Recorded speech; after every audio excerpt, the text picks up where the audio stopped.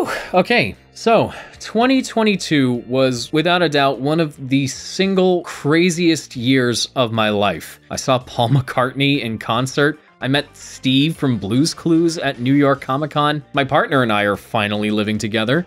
And I nearly lost my entire platform to Russian crypto bros. That was fun. But now it's 2023. It's a new year, it's a new life, and I'm feeling perfectly average. I also got a new microphone over Christmas, so today I'm gonna put it through its paces by looking back at one of my favorite games I've ever reviewed. Plus, I've had all this footage gathering dust on my computer since November 2021? Oh, goodness. So I've also got an excuse to do something with it.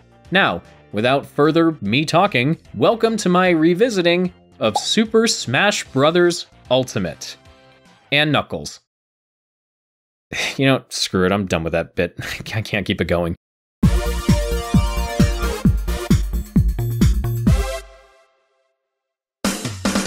Yeah, I certainly took my sweet-ass time with this one, didn't I? So, Super Smash Bros. Ultimate came out in December 2018, and obviously, a lot has happened since then. The game's received tons of additional content through DLC and free updates. Amiibo figures have come and gone because Nintendo just doesn't know what to do with these things anymore. And Masahiro Sakurai now has a YouTube channel where he shares his insight on game development, and he's not even monetizing it, he's just doing it for fun.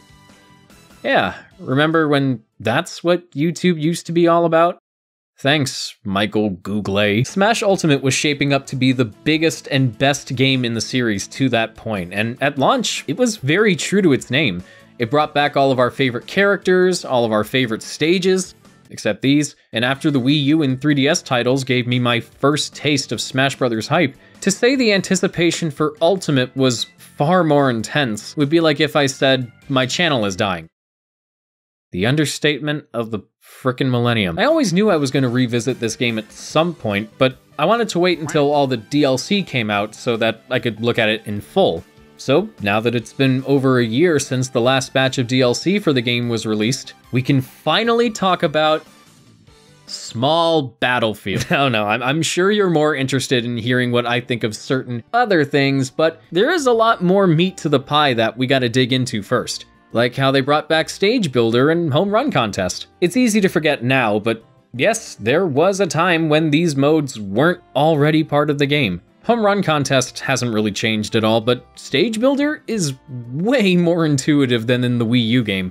As much as I love these kinds of modes in video games though, I can't help but get a little overwhelmed when I'm just given a shitload of tools to work with. But I was still able to come up with my fair share of death traps over the years. I love being evil. You can also upload custom stages, as well as replays, videos, and Mii Fighters to the Smash World service through the Switch Online app, and download other players' content as well. I know I'm supposed to hate you, Internet, but how can I when you actually give me something fun and creative every now and then? Though, I'm not sure if anyone wants to sit through my shaky cam disaster piece. Then again, if we allowed 4 Hunger Games movies to be made, I guess we'll put up with anything. Wait, they're making another one? Oh my god. Speaking of headaches, if you have a Nintendo Labo VR kit, you can play this game in VR mode now too. That sounds cool, right? Well, remember how Labo VR was integrated into Mario Odyssey and Breath of the Wild, where it was more like you were watching the game from afar instead of feeling like you were actually part of it? Of course you don't. You probably forgot that Nintendo Labo was even a thing.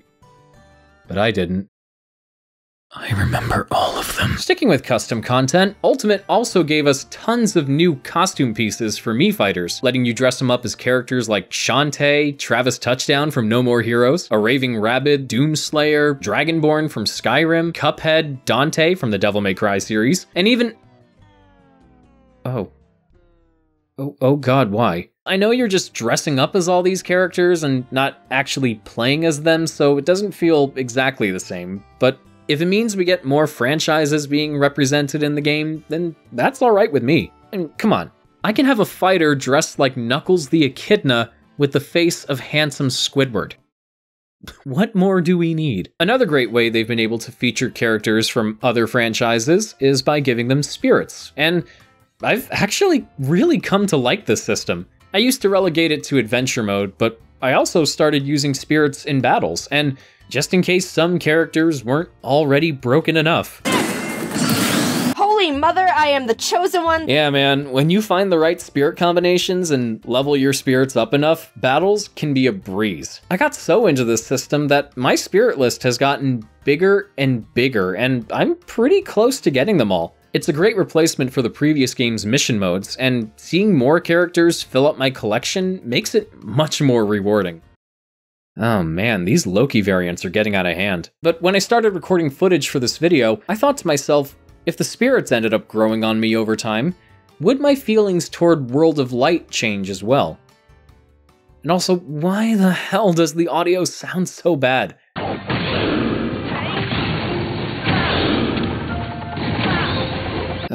God, well, it's a good thing you guys don't have to hear much of it. In my original review, I mentioned how I got to a certain point in this mode and wondered, if I stopped here, what would I miss? Well, apparently what I missed was the Congo jungle map from the first Donkey Kong Country. I stumbled across this area when I last gave World of Light a shot, which was in November 2019, and finding that on my own was amazing. Then the time came to record footage, and I don't know if it's because I got a better feel for using spirits, or maybe they're just a lot more broken than I thought, but I found myself enjoying World of Light more than I did initially. Though, in hindsight, not by much. I already mentioned the Donkey Kong Country map, but there's also a gourmet race area where you fight different spirits based on how much food you collected trying to get to the finish line. There's a Hyrule-based map where you have to awaken pieces of the Triforce to unlock different parts of the overworld. And there's even an area based on Dracula's castle from Castlevania that's laid out like a 2D side-scroller, just like the classic games. I got so hooked that I didn't care about how many battles I fought or the laughably embarrassing ways some of my opponents were taken down. Villager totally just jumped into his own death, because I wanted to see how many more characters I could rescue and how much more of the map would open up. Navigating the overworld can be a little confusing sometimes, however, unless it's one of the themed areas I mentioned before. On the main map, it could be hard to guess which paths I could take and which ones I couldn't. But I carried on and managed to get to Darkon, the dark counterpart of Galeem. Then after beating him, I got a cutscene where Galeem engulfs the entire universe in light, and then it just went back to the title screen. Oh, that was anticlimactic. I'm aware that World of Light has multiple endings, so I guess I just didn't get the best one. But how do they expect me to keep playing after that? I already don't like multiple endings in video games to begin with, but is there even a rich enough amount of story here to warrant it? Who cares? Just get to the bloody characters already, you knobhead! Yeah, alright, I might as well. So, Super Smash Bros. Ultimate received the most downloadable content of any Smash game to date, but with that came the addition of 12 new playable characters. 5 as part of the first Fighter's Pass, each with their own stage, 6 as part of the second Fighter's Pass, also with their own stages, and the one that everybody seemed to forget about, even though he pretty much single-handedly debunked a huge leak that was going around at the time of his announcement, which was kind of a big deal and also had something to do with the Grinch. But I guess because he came out before the Fighter's Pass was even a thing, he's not worth talking about in a lot of people's minds. Either that or people are still salty about him getting picked over Geno and Waluigi. Well, regardless, our first new character we have to talk about, whether you like it or not, is Piranha Plant. He's an amalgamation of different species of piranha plants from across the Mario franchise. His standard special is a Patooey from Mario 3. His side special turns him into a putrid piranha from Paper Mario and lets him shoot poison breath. And his final smash turns him into Petey Piranha and acts as a great callback to his boss fight from the Subspace Emissary. But man, people think Fire Emblem gets too much representation in these games. With Piranha Plant's inclusion, we now have 9 Mario series characters in the roster. And if we counted the 3 Donkey Kong reps, Yoshi, Wario, and the Koopalings, even though they're just alternate skins of Bowser Jr., that's 21 characters, more than all the Fire Emblem and Pokemon characters combined. But I'm the Mario guy, so I can't complain. Now let's actually get to the Fighters Pass, which perfectly sets the tone for future characters going forward. Completely unexpected choices that people either really love, extremely hate, or just shrug off and go, might be fun. Which, in a lot of cases, was me. The first character released as part of Fighters Pass Volume 1 was Joker from Persona 5. Or the Joker, as I mistakenly called him in my original video. Yeah, can you tell I'd never played a Persona game before then? Well, I tried to back in 2020. My brother let me borrow his copy of Persona 5 on PS4. I got through the first hour or so, and I'm sure the game gets better after that, but I'm sorry, it just wasn't grabbing me. But I don't need to like the game a character comes from to enjoy playing with them in Smash. And with that said, Joker's pretty fun to play with. He's agile, he's packing heat, and he and his accompanying stage, Mementos, still have that same style Persona 5 is known for. And frankly, I love seeing mothers reunite with their sons. A theme you'll notice with the Fighters Pass is how far the dev team went to really make the new characters feel like themselves, often integrating elements of their original series gameplay into their movesets. One really good example of this is Hero, who's probably the closest we'll ever get to seeing Goku in Smash. The Dragon Quest games are bigger than the Beatles, and almost on par with Scatman John over in Japan, so Hero's inclusion wasn't much of a surprise to me. Despite me not being familiar with the series he comes from, I like how he can use different kinds of magic and use a command menu to pick different spells. It keeps him from just feeling like another anime swordsman, and again, stays true to his home series. Not digging his haircut though, he kinda looks like one of the Umbilical Brothers. The Fighters Pass also allowed Sakurai and his team to achieve the impossible when it came to adding new characters, and it wasn't until Banjo and Kazooie when the floodgates truly opened. Of course, most of us thought they would never get into Smash because their corporate overlord for the past 20 years has been one of Nintendo's biggest rivals. But once Cuphead got onto the Switch, I think it made Banjo and Kazooie's chances more likely. I'm convinced Microsoft just doesn't care anymore. Oh, you want Banjo in Smash? Here, you can have him. Oh, hey there, Activision Blizzard. Still being completely terrible? Great, we're buying you now. Fans have been clamoring for this to happen for a very long time, as many see Banjo and Kazooie as icons of the Nintendo 64 era, as well as the platforming genre in general. And you know what? I'm glad that they're here, even if I was never really the biggest fan of the Banjo games. What I am a big fan of, on the other hand, is SNK. And though I haven't played too many of the Fatal Fury games and was personally hoping that Marco from Metal Slug would be the SNK rep, Terry Bogard is still a great character. Like with Ryu and Ken, you can perform special moves by inputting specific button combos based on how you perform them in his original games. He also has a go mechanic where he can perform even more special moves and deal even more damage. God, I love using Terry. He's probably my favorite character in the first Fighters Pass, and I'm sure part of that is just for the fact that we got SNK stuff in Smash Brothers at all. Just a shame Mai couldn't be here, but, you know, Smash is supposed to be for good boys and girls or whatever. Okay, there have been some pretty interesting character choices so far. Some of them were even pretty great. So how do they wrap up Fighters Pass Volume 1? Well, obviously with the one character that seemingly no one really wanted. Byleth from Fire Emblem Three Houses. Too many swordsmen, are there? Yeah, this is definitely the most controversial of the bunch, and I don't think even Fire Emblem fans were happy about this. I was certainly a bit put off by it, but looking back, it does kind of make sense for them to be there. I mean, every Smash game since Melee has introduced at least one new character from the most recent or next upcoming Fire Emblem game at the time. Roy in Melee, Ike in Brawl, Robin, Lucina, and later Corn Kid in the 3DS and Wii U games. And technically, Byleth has multiple weapons, so they're not just another sword fighter. Plus, I think they can be kind of fun to play with, even if they are ridiculously OP. I mean, Jesus, did you see how much damage that move dealt? I should mention that when this character was first revealed, there was a rumor going around that Byleth was supposed to be the first character for the second Fighters Pass, and Tracer from Overwatch was meant to be the final character for the first Fighters Pass.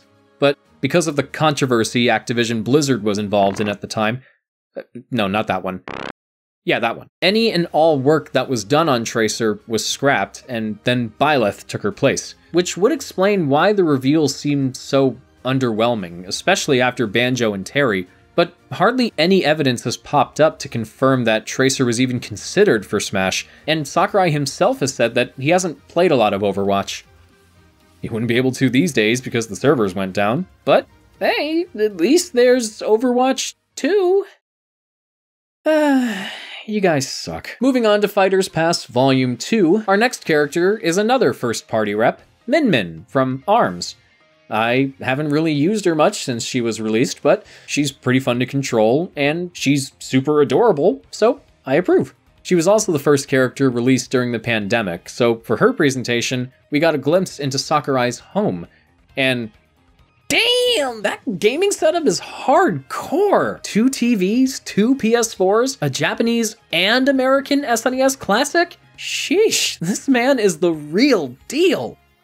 Or the GOAT, or whatever the hip Gen Z thing to say is now. But Nintendo didn't really start dropping bombshells again until the next character was revealed. It's the Roblox guy! Kidding aside, I was genuinely shocked, but also very impressed with how they were able to take Minecraft's gameplay and incorporate it into Steve's moveset.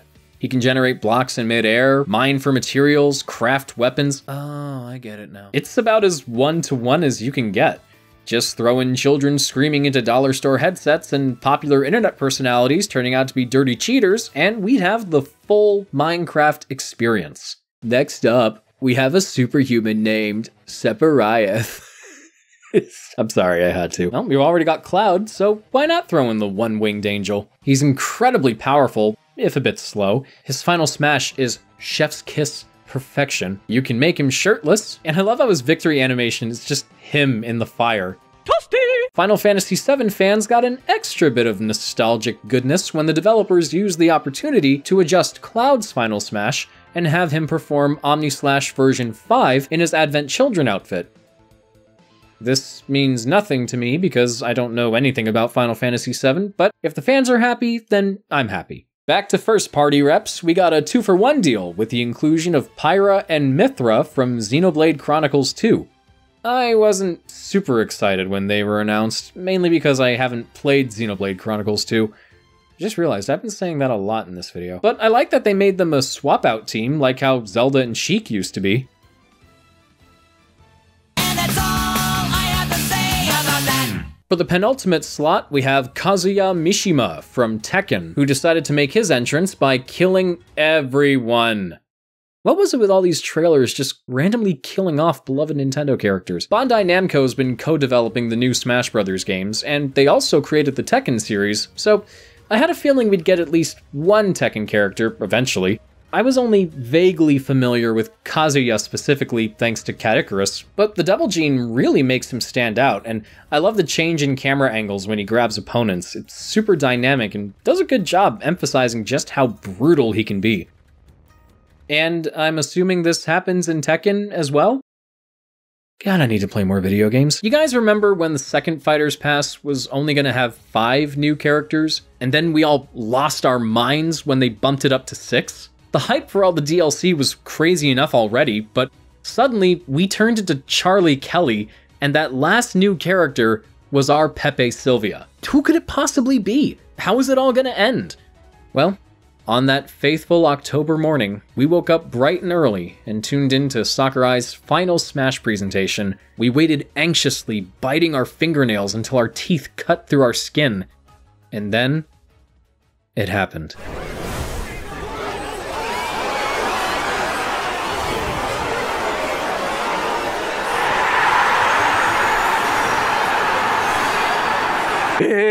Yeah.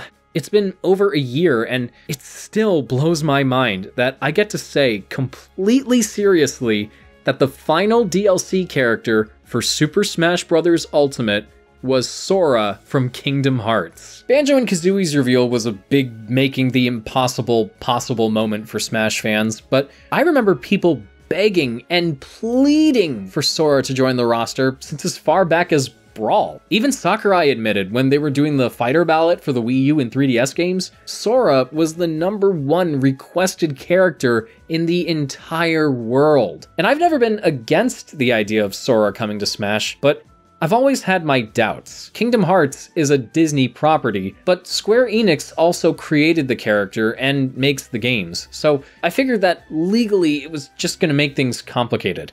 But apparently Sakurai just so happened to bump into a Disney executive at an awards show, and then he said he wanted to get Sora into Smash Brothers, and the Disney executive was just like, yeah, okay. From there was a lot of back and forth between Nintendo and Disney and Square Enix, and now Sora is finally here. And he has all his iconic outfits. They have their own artwork depicting him in the same poses as the original games. He's got his magic attacks. He's super floaty. It's Sora the way we remember him. Only half as broken. Maybe. I'm not even that big of a Kingdom Hearts fan, and there were other characters I was personally hoping for, but this was a really big deal. For the final DLC fighter to be such an iconic character for people of my generation, for it to be a character that, generally speaking, everybody wanted, was sincerely beautiful. It was like the Christmas armistice of Smash, the one day where we could put our differences aside and celebrate. And the reaction videos.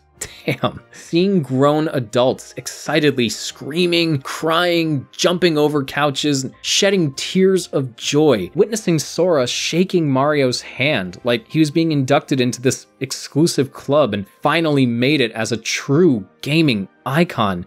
I actually still kinda get emotional thinking about it.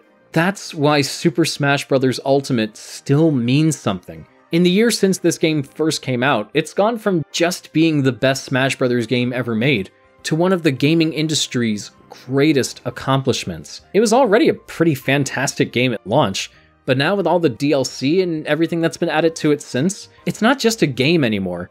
It's a celebration of gaming history. Never have so many characters and so many video game franchises been represented in such a way that's rewarding for the people that have loved those games their entire lives, and enticing for those that have yet to try those games out for themselves. Super Smash Bros. Ultimate isn't just everything we love about gaming, it's everything Masahiro Sakurai loves about gaming. His passion and excitement can be felt in every conceivable aspect of this game, and you need to have a stick so far up your ass it's poking through your skull not to admire the lengths he's gone to ensure that the final product is the best it can be. But why does it still take forever for some of the alternate colors to show up on the character select screen? Yeah, I still love the game, but I didn't say it was perfect. On that note, without having anything clever or witty to add, I'm just gonna end this video here. But before I do, I want to give a special thanks to my superstar supporters for this month, Red Rack, Henry Newman, and Jake Winans. And to the rest of you, thank you so much for watching, especially if you made it to the end. I love you all to death. And if there are any other games I've looked at in the past that you guys want to see me revisit in the future, let me know in the comments. And I don't know if I'm going to have an update video out before or after I record this, but if I don't, I'm just going to let you guys know now that I'm going to be a little busy in February. I'm preparing for a pretty big trip. I'm going to Los Angeles with some of my guys, and we're going to the opening of Super Nintendo World, the official opening of Super Nintendo World at Universal Studios Hollywood. Already bought our tickets and our 2-day passes. Really, really excited to go. I'm definitely going to vlog the whole trip and make a video about it. So if I don't put out any sort of reviews during the month of February, at least I'll have that. So it's gonna be a good time. I can't wait. I've got ideas for other kinds of reviews and videos that I want to do throughout the year. I don't have a set schedule, so I don't know exactly what I'm going to do or what's going to happen, but sometimes that can be kind of exciting. So hopefully a lot of you will stick around and see what comes of it. Until next time, whenever or whatever that may be, this is Mark, bidding you all a smashing farewell. Be good, behave, be safe, and I'll see you guys later. Bye!